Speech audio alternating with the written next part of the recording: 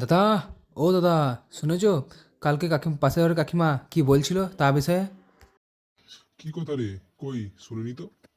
দাদা, বলো গো দাদা, আমিও শুনি একটু কি বলেছে। সে যে অনেক বড় কথা রে। সে কথা কি বলতে বলতে অডিয়েন্স কি থাকবে তোর মনে হচ্ছে? হ্যাঁ হ্যাঁ, থাকবে গো থাকবে, না থাকবে সে বড় ফাঁকি যাবে গো সবাই। না না, থাকবে না থাকবে না। আমি লিখিয়ে দিচ্ছি, কেউ থাকবে না তখন। ভিডিওটা কি বানানোর প্ল্যান আছে? বল না কথাটা তাড়াতাড়ি। বলবো গো বলবো, দাও না একটু জল খেতে দাও না। এতটা সাইকেল চালালাম, পুরো হেঁপে গেলাম। এবারে তৃপ্তি পেলাম। তুই বলবি না তোকে মাঠে ফেলে দিয়ে পালিয়ে যাবো রে হতচ্ছাড়া।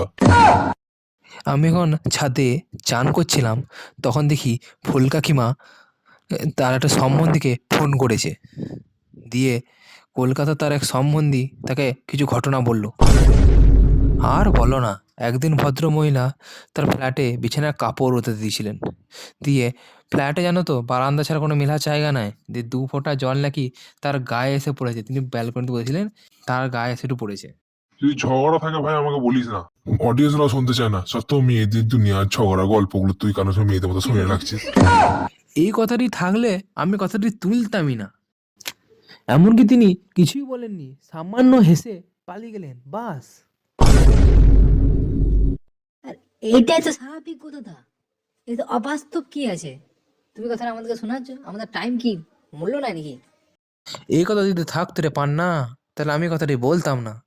কথাটি শোন না, চুপচাপ কি বলছি। এই কথায় তাতে ঝেড়ে কাস না, ভাঁড় বকিস না। দাদা, ভাঁড় বকিনি গো।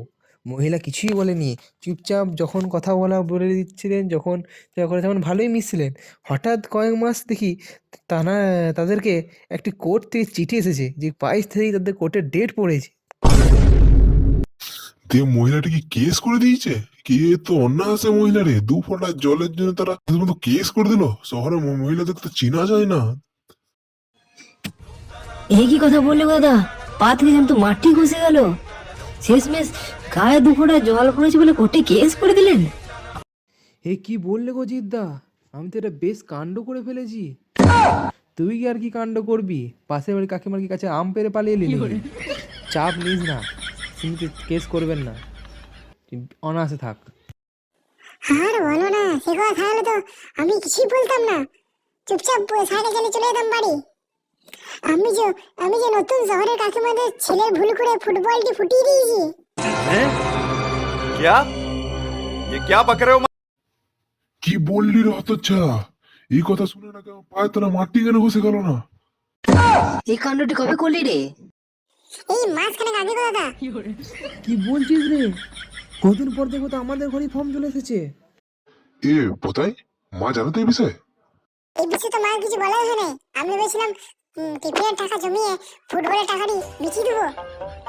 আমি আর বাড়ি যাবো না। আমি যদি বাড়ি যাই তাহলে কোর্টের লিস্টে আসার আগে মাই জানতে পারলে মেরে দিবে। আর কোর্টের লিস্ট চলে এলে পুলিশের ডান্ডা দিয়ে আমার পিঠ ভেঙে দিবে। আমি কদিন মহান পর্বতে চলে যাবো হুস করে। हैं? क्या? ये क्या बक रहे हो? যদি ভিডিওটি ভালো লাগে তো প্লিজ একটি লাইক করে দেবেন, আর চ্যানেল নতুন এলে প্লিজ সাবস্ক্রাইব করে দেবেন। আমি ডেলি এরকম ফানি বা ব্লগের ভিডিও ছাড়ি, তো সাবস্ক্রাইব করলেও না আর বেশি কিছু বলছি না।